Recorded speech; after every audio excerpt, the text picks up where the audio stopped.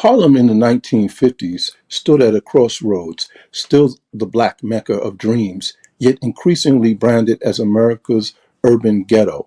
I'll be exploring this pivotal decade to show how Harlem's glory and struggle collided. Understanding this moment helps us see how race, culture, and power shape both a neighborhood and a national identity. This period is important because it reveals how systematic racism, economic shifts, and cultural brilliance coexisted in one community. It helps explain how Harlem became both a symbol of black excellence and a target of urban neglect, patterns that continue to shape American cities today. Hi, you're in class with Dr. T. Before we dive into Harlem in the 1950s, we have to step back and ask, how did Harlem become Harlem? At the start of the 20th century, Harlem was built as a white middle-class neighborhood. Elegant brownstones, wide boulevards, and brand new apartments lined Lenox Avenue and 7th Avenue. But speculative overbuilding and financial panic made the neighborhood suddenly affordable and enterprising. Black real estate brokers like Philip Payton Jr. saw an opening. Payton began leasing and selling to black tenants barred elsewhere in New York. By 1910, Harlem was already becoming a center for African Americans. Then came the Great Migration. From World War I through the 1940s, more than 1 million black Southerners fled Jim Crow's terror, lynching, and economic despair. Harlem was their northern capital. By the 1920s, Harlem was the heart of the Harlem Renaissance. Poets like Langston Hughes, musicians like Duke Ellington and Bessie Smith, painters like Aaron Douglas, and intellectuals like Zora Neale Hurston made Harlem famous across the globe. But even in its glory, Harlem bore the scars of segregation. Banks redlined it, landlords packed in tenants, and city service lagged. The Depression deepened overcrowding and poverty. Even as the Renaissance shined, by the 1940s, Harlem was a paradox, a mecca of black culture and politics, but also a community hemmed in by disinvestment. That paradox came into sharper focus in the 1950s. Harlem still held pride and power, but the ghetto was hardening. To see how we are going to walk through Harlem using the eyes of six figures that I will use to give the faceless masses a voice. It will be the seamstress, the preacher, the businessman, the numbers banker, and the small Harlem elite. It's dawn on 125th Street. The sidewalks are alive with vendors setting up fruit stands, school children tugging on coats and factory whistles echoing from the Bronx. A mother we will name Lillian climbs 5 flights in a tenement on 134th Street carrying buckets of water. The pipes froze again, and last night and the landlord refuses to fix them. In her apartment, 6 people share 3 rooms. Her husband left for his job as a porter before sunrise, and her teenage son has already gone downtown to sweep floors in the office building. Down the block, a Puerto Rican family has just arrived from San Juan, part of the great wave spurred by Operation Bootstrap. They bring with them Spanish-language newspapers, music, and their hopes for better wages. But they too find themselves crammed into subdivided apartments with thin walls and broken heat.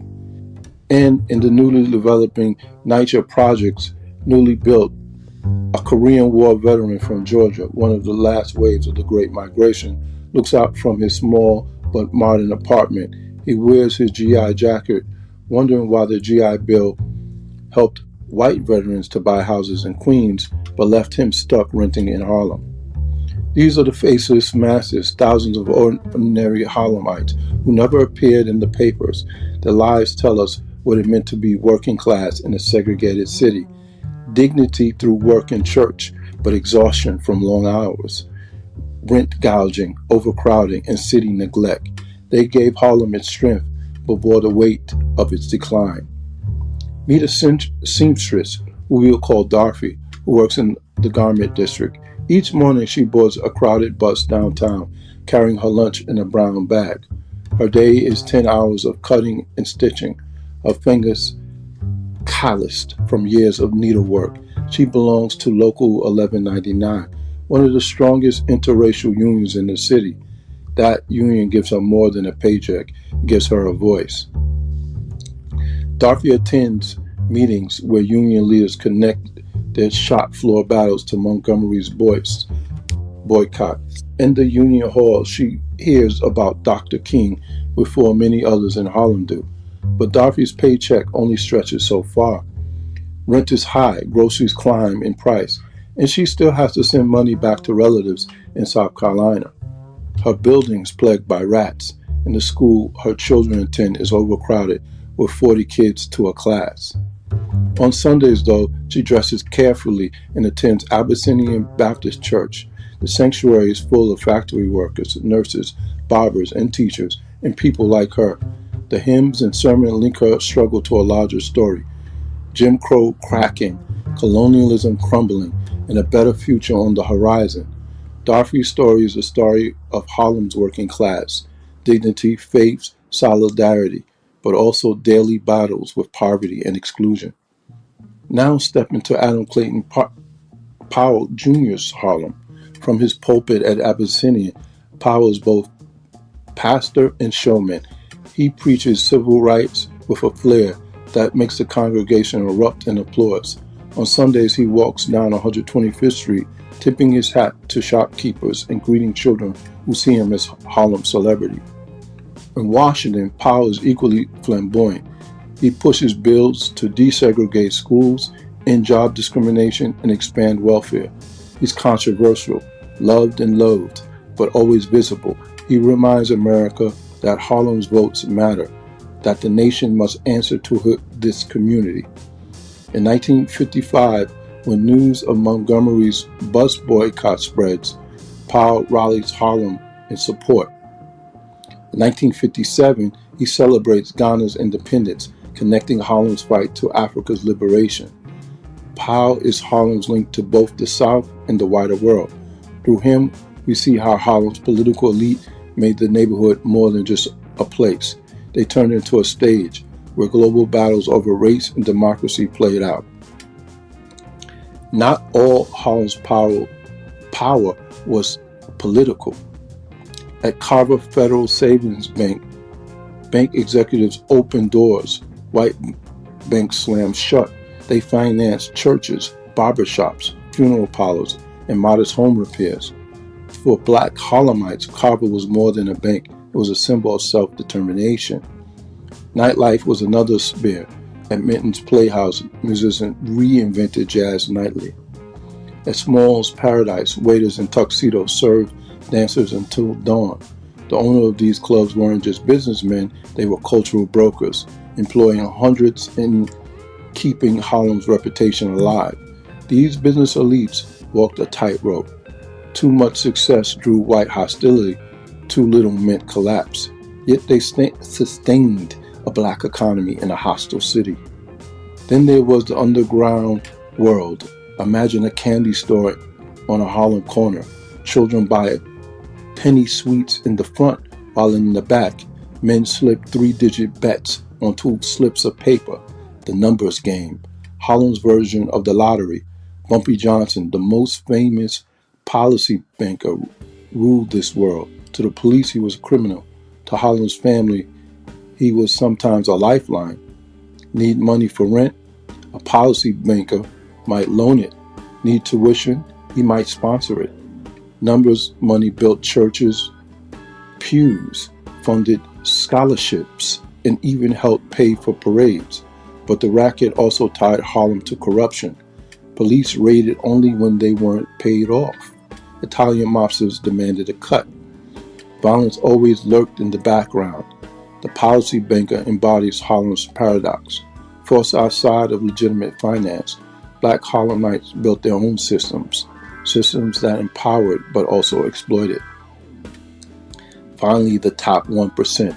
On Sugar Hill and Strivers Road, black doctors, lawyers, judges, and entertainers lived in elegant brownstones. They hosted soirees, sent their children to elite schools, and vacationed outside the city. These families were Harlem's aristocracy, but even they faced racism. A black judge might wield power in a court only to be refused service in a downtown restaurant. A wealthy entertainer could headline at the Apollo but still be barred from a midtown hotel. This small elite reminds us that within Harlem, as in within any community, particularly at this time, there were classes. The poor in cold water flats, the working seamstress, the policy banker, the preacher, and at the top, the professionals of Sugar Hill. Harlem contained multitudes.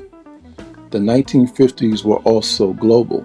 On 125th Street, African and Caribbean students debated independence. Harlem newspapers covered the Bandung Conference of 1955. Powell held Ghana's independence in 1957. And in Harlem's clubs, the world came together.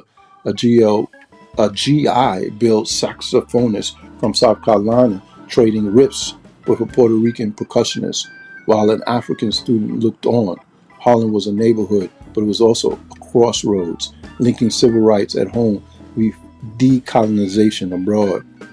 So what was Harlem in the 1950s?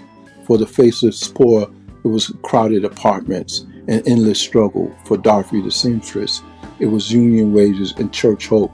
For Powell, it was a pulpit to Congress. For businessmen, it was banks and clubs that kept Harlem alive. For Bumpy Johnson, it was the dangerous power of the number game. And for the Sugar Hill elite, it was elegance shadowed by racism. Together, these stories show Harlem as both beacon and warning, a proud capital of Black America, and at the same time, the prototype of the ghetto. Please subscribe, like, and share. Make some commentary about your neighborhood. What do you think about Harlem now or your neighborhood? Thanks.